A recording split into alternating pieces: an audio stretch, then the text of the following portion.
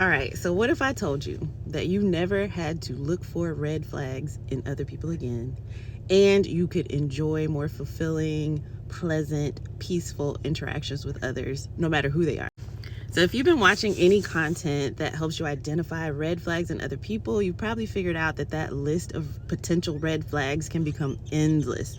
You can spend hours trying to analyze different personality types, what you need to look for, the signs, and all of that stuff. And I fell into that trap a long time ago, but I have discovered over the years that if you identify these 3 red flags in yourself and figure out how to remedy those, then you don't have to worry about analyzing others so deeply, because your energy will do the work for you and move people right out of your experience because you're so centered. So what are those 3 red flags? Red flag number 1 that you need to look for in yourself and identify is that you don't have a central set of values and principles and standards that you've discovered and that you live by and allow to be sort of a compass for how you move through life.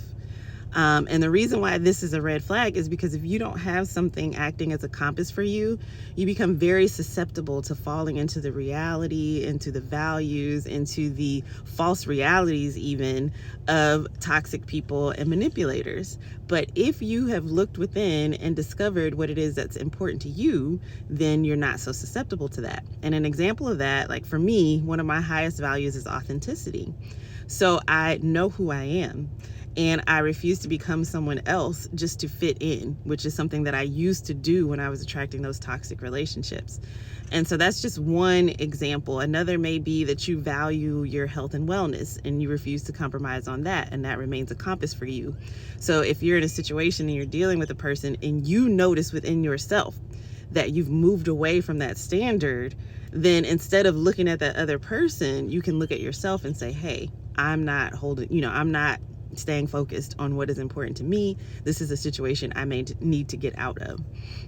The second red flag that I had to identify myself and shift is caring about how I feel. Now, it sounds crazy, but most of us are operating in a way where everything we're doing is to achieve some future feeling, instead of checking in with ourselves and remaining present with ourselves and making sure we feel good in the moment. And depending on how you were brought up, your religious beliefs, you could think it's wrong to care about feeling good in the moment. You could even have been told that it's self-indulgent and sinful to care about feeling good, and that everything that you do should be so that you can get some reward in the future. And the reason that leaves you susceptible to unpleasant relationships, toxic relationships, manipulators, is because you can have this feeling that something's not right, but disregard it.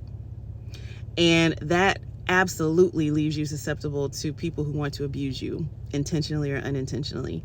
So caring about feeling peace in every moment, caring about, enjoying what you're doing in every moment can make you immune to being sucked into situations that don't fit you and that are not right for you. For example, is if you have decided that you want to be a fit person, right? But you hate every single moment of the eating that you do and the workouts that you do, you can be creating a pattern within yourself that allows you to be sucked in similar situations that you don't enjoy. And your life is just a collection of these moments, right? And if you're spending the majority of your moments feeling ways that you don't want to feel in order to reach some future state, you can get to the end of your life and realize that you've missed out on feeling good. And so a way to remedy that in this particular example is to choose a different workout. Do something that you like. I absolutely love strength training, and I love taking long walks outside, which means that even as I'm preparing to feel good tomorrow because I'm fit, I'm feeling good in the midst of what I'm doing. So caring about feeling good moment to moment creates this string of moments in your life that feel good. And it means that you're not going to tolerate situations where you feel bad too much of the time. I'm not saying there shouldn't be moments where you look and you say, hey, I don't like this, because that kind of helps us determine what we do want. But to perpetually be in a state of suffering for some future reward is not the way. That's a red flag in you. And finally, the third red flag in yourself is that you don't take radical responsibility. What do I mean by that? Are there people who create harm? Absolutely. And they should be held accountable. Are there external circumstances that can contribute to difficult situations in our lives? Absolutely.